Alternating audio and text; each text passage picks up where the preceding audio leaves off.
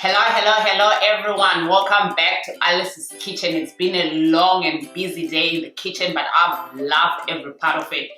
And just to round off today, I'm gonna do some toppings for my cupcakes that I've iced. So I've baked red velvet cupcakes. You've got the recipe. It's the link is in the description box.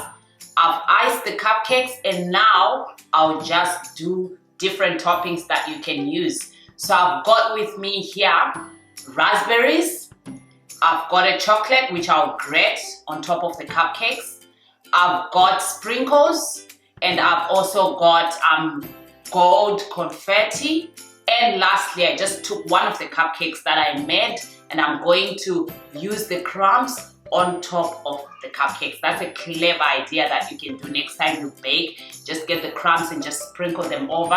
So this is just to round off everything that has happened today. And as always, the recipe, the directions, everything will be in the description box. And I also have links linking you to the actual recipe, to the icing, and then just lastly to what I'm about to do now. Thank you, and remember to subscribe.